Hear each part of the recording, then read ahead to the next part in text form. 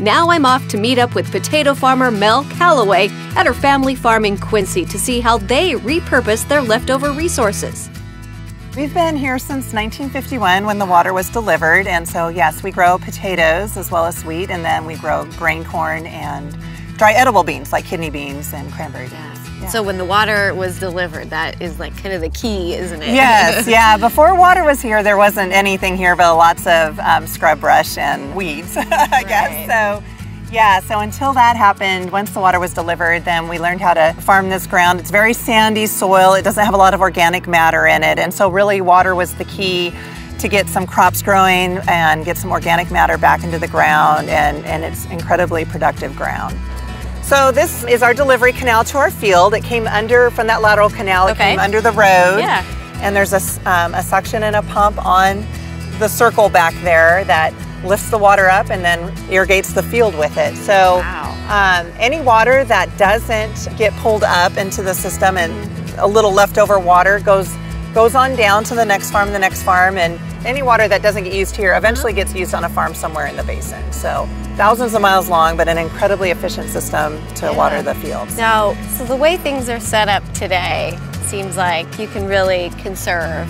Oh, definitely. Yeah, water's really important to us here in the basin. I mean, without it, we wouldn't be one of the most productive areas in the United States. And we're very consistent in the products that we deliver out of this state, and it's because we have water.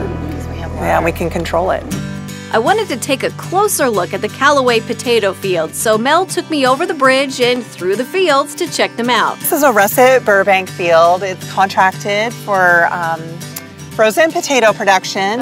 Russet Burbanks are pretty large and blocky, and they just make an excellent French fry.